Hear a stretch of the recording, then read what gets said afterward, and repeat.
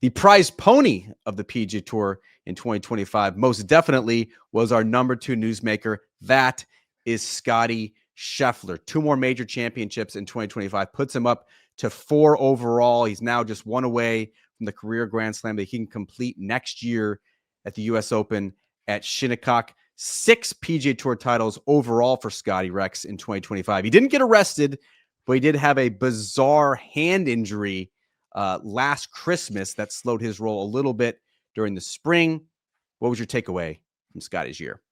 You're going to get so mad at me because I'm going to do the Monday morning quarterbacking thing. And I expect a mean emoji to spit my way from you really, really quick. I think Scottie being number 2 is too high. And there's no disrespect to Scottie, the ballot. Too high or too low? Well, it shouldn't be 2. It should be closer to 5 than 2, if that makes sense. Whichever way you find that. Only because, and to hear me out on this one, only because Scottie Scheffler, not only does he not like to make headlines, he really doesn't make headlines. And I'll go back to the idea that you're right. Last year was an entirely different scenario. Not only was he a dominant player on the golf course, but you had a lot of things that oddly went on off the golf course, specifically at the PGA Championship when he got arrested. The last person in the world you would have thought to get arrested. The ballot for the PGA Tour Player of the Year just came out last week, and there was 4 candidates, which I thought was a little weird because there really just should be one. It should be Scottie, as you pointed out. 6 wins, 2 majors, the PGA Championship and the Open Championship, to put him right there on the threshold of winning the career Grand Slam. You look at what he did statistically. He was asked in the Bahamas if there was any stats that he looks at that sort of stood out, and he, in typical Scottie fashion, he just rolled his eyes and said absolutely not. So I'll fill in the blanks. First, strokes gained approach. First, strokes gained tee to green. First, strokes gained total. First, scoring average. And by a long shot, Rory McIlroy is number 2 on that list, and he's almost a full stroke better than Rory. He's first in points in the regular season. He's first on the world golf ranking. He is by far the best player in the game right now. There is no doubt about it, but he's also not a guy that likes to make headlines.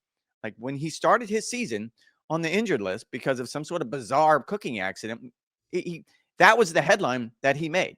And so he is one of those types of guys, and I keep going back to the idea that he would be a perfect quarterback for an NFL team because he's the smiling face of your franchise. He's really good, and he never says anything out of step. He never goes out of his way. I asked him in the Bahamas about these changes to the PGA Tour, and he just kind of shrugged. Well, I'm going to play whatever they tell me to play. I love to compete. and that's sort of where he comes from.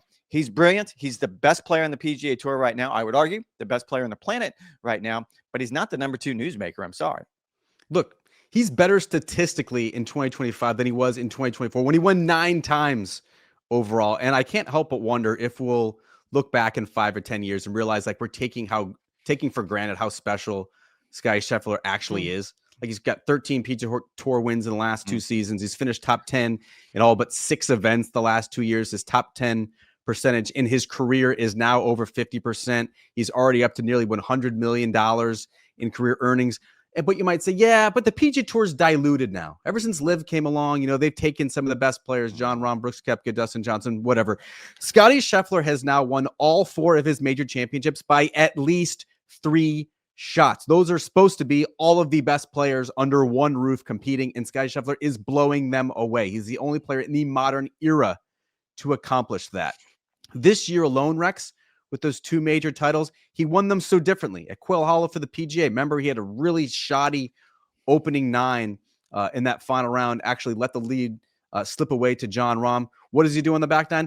Complete, flawless demonstration of skill. The exact same thing he did on Saturday to build a nice cushion. The Open, I thought, was sort of a monument to his excellence and his unrelenting brilliance. A few days after telling the reporters, you say he doesn't say anything interesting, that press conference before Fort Rush was super, super interesting, where he was saying that golf is not his be-all and end-all and how little it actually matters to him in the grand scheme of things. Well, winning a major championship still matters a whole hell of a lot. Top 7 in every major, top 4 in every playoff event. The best player by far. The only stain, the only negative for Scottie Scheffler in 2025 was that Ryder Cup performance, going 0-4 in the team sessions. The only American ever to do that in the Ryder Cup.